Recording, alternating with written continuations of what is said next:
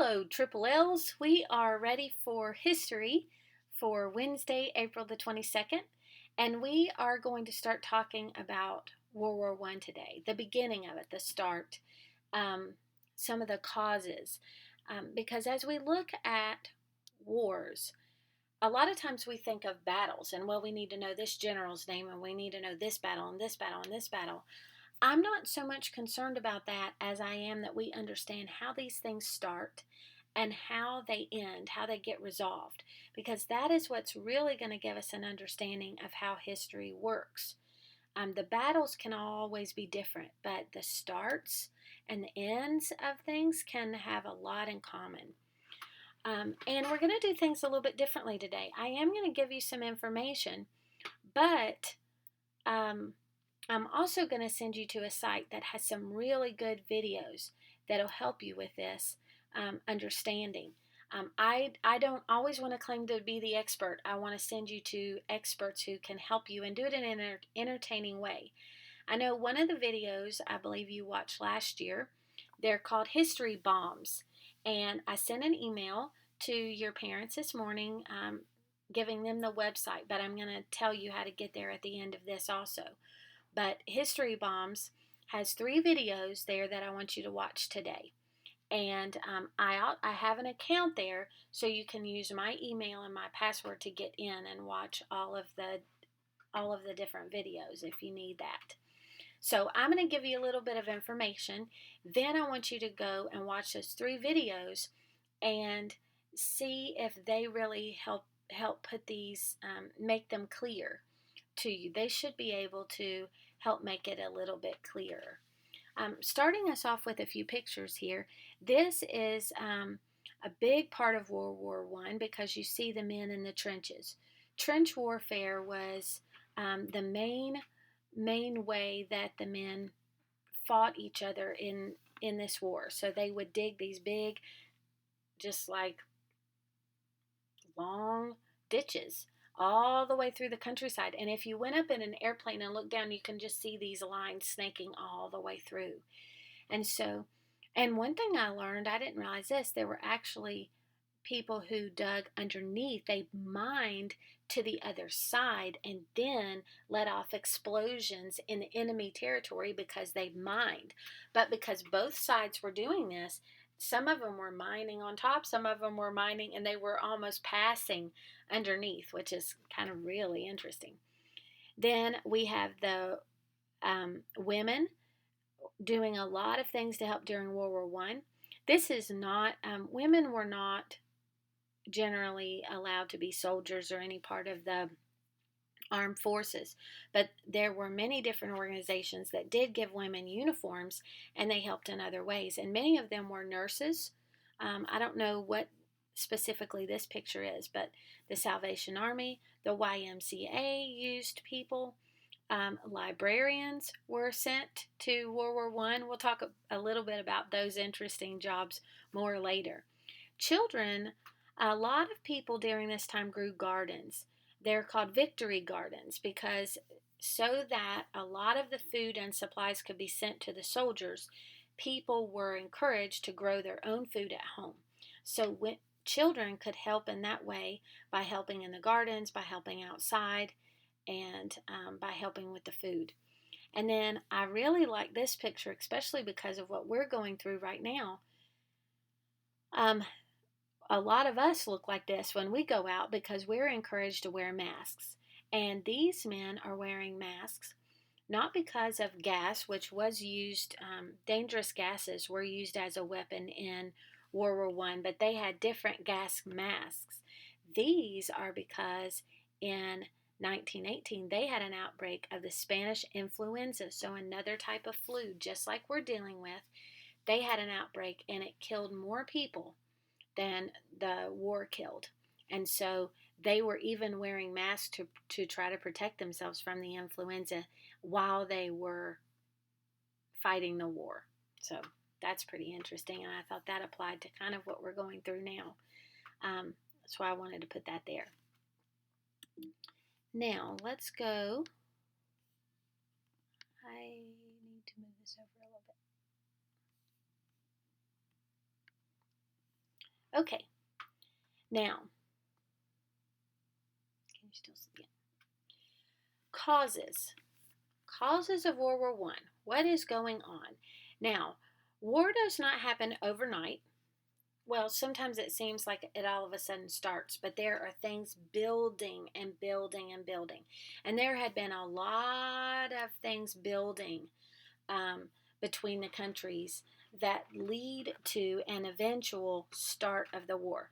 So it's called a powder keg. If you they put gunpowder in these barrels. And if you have a barrel full of gunpowder, does it have power to explode? Yes, but what does it need?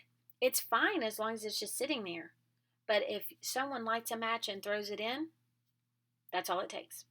Then it explodes. So that's exactly what's going on during this time. Things are lining up and we're putting more power in the barrel, more gunpowder in the barrel, and the barrel's just sitting there waiting for someone to throw a match on it.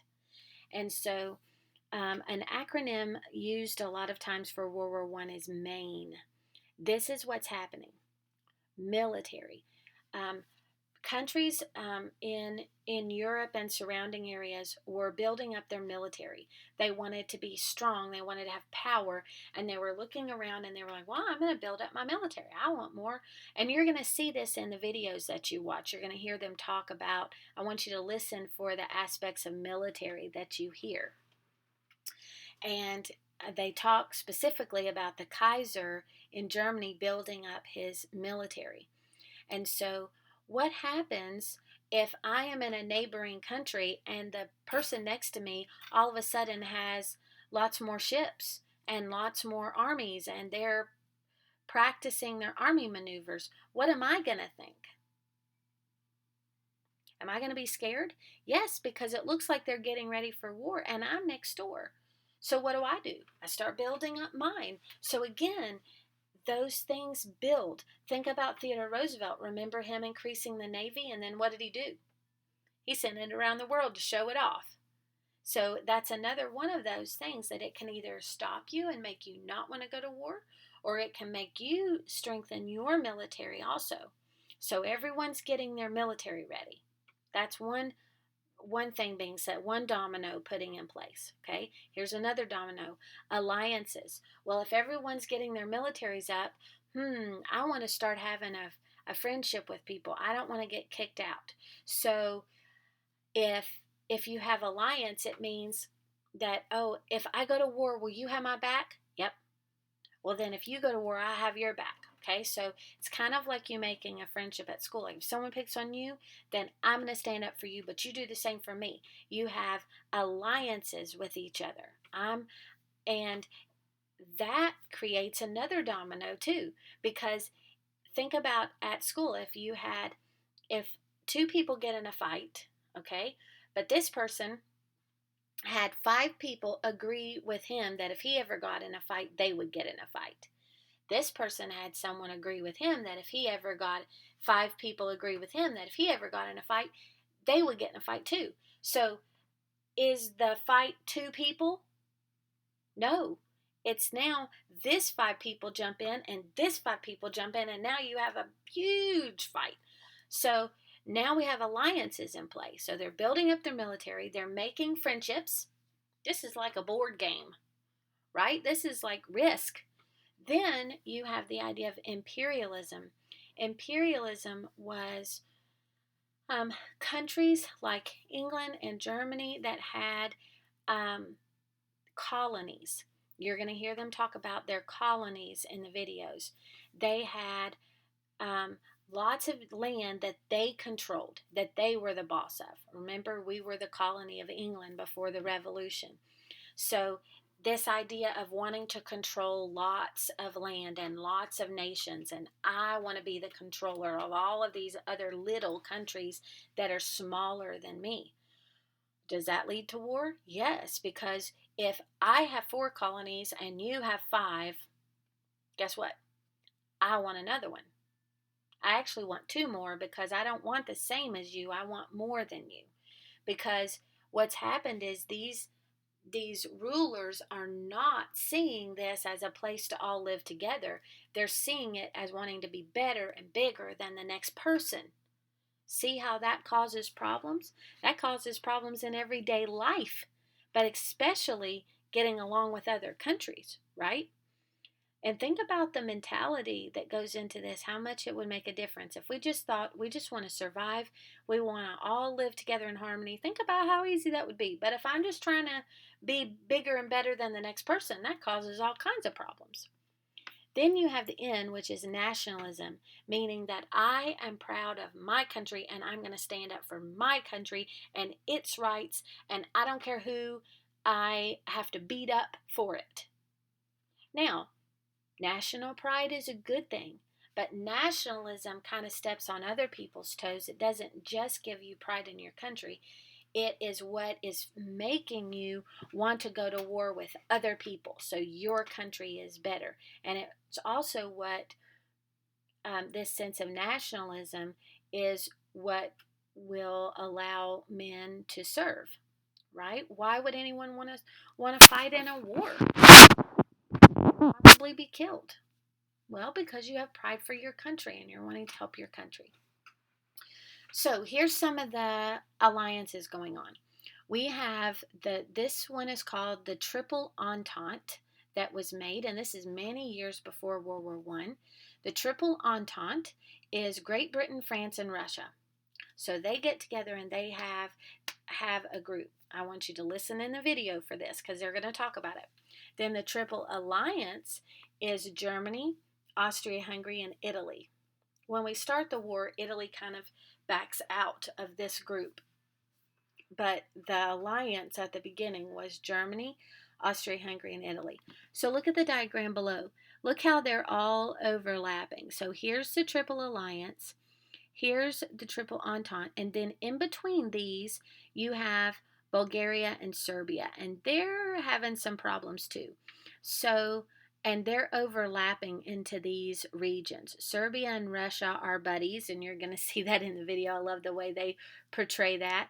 And so, look, if Russia is helping Serbia, if these two are the guys that are getting in a fight right here, okay, really Bulgaria is part of Austria-Hungary.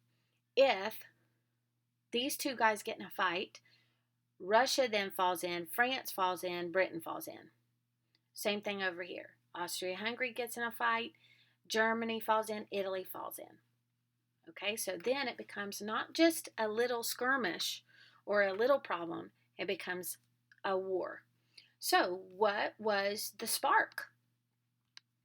What was the spark? The spark was the assassination of Archduke Ferdinand of Austria-Hungary. So Austria-Hungary, remember, was a member of the Triple Alliance, and he is killed by a Serbian nationalist. Now, Serbia is this little country, but they don't like the idea of being taken over by Austria-Hungary. And the person, it's possible that there was even a wrong turn. Like the guy driving the car with the Archduke in it made a wrong turn, and the guy who was planning to assassinate him was having second thoughts. But when the car came right in front of him, he went ahead and did it. Kind of amazing, huh? And so this guy was only, I want to say kid, he was 19 years old. And he was Gavrilo Princip, I believe is his name. And he was the one that shot the Archduke and his wife. They were both killed. Okay. Now, Austria-Hungary doesn't declare war immediately, but they send this kind of negotiation to Serbia saying, if we're not going to go to war with you, you have to do all of these things. Well, it was too much for Serbia to agree to, because it was basically putting Serbia in slavery to Austria-Hungary, and Serbia said, we can't agree to this.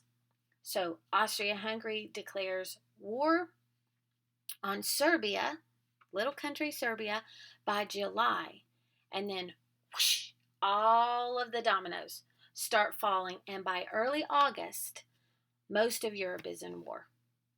Now, we don't get in yet. We stay out for several years, and I'm going to talk about why you think that's the case. Would there be a benefit to us for staying out of war? What could we be doing if we are not fighting? What are we doing? I want you to think about that idea. Um, besides, um, besides that, our soldiers don't have to go. What is the benefit of us staying out of the war? That's an interesting thought. Okay, now here's what I want you to do. Go to History Bombs, and it's historybombs.com, and then you're going to click on World War One. If they make you put in a sign in, they probably will. My email is mbarnett@cbawv.org, and our password is capital C Calvary 5. Okay, and then click on World War One, which this is the icon for World War One, and I want you to watch the video for 1.1. It's in one take. 1.2, whose fault is it? And 1.3, the slide to war. 1.3 is really short. So combined all together, these are probably less than 15 minutes. Okay, so I want you to watch all of those videos. Okay, and then I want you to comment below about something you saw in the videos. I'm going to leave it very up in the air. I want you to look at the videos, and I want you to comment on something. What stuck out to you? What do you think is interesting, or what do you have a question about? Or do you think they represented the countries well? Maybe you thought that they shouldn't because each country is represented by a person in these videos. One reason I like History Bombs too is they're not American. They're not. And when you watch that first video in one take, they do not present Americans wonderful like most of the videos we watch present us as the heroes. And I love that this is not American because it gives us a different perspective. And I think that is good for us to have a different perspective. Okay, so comment below about something that you noticed in the videos from History Bombs.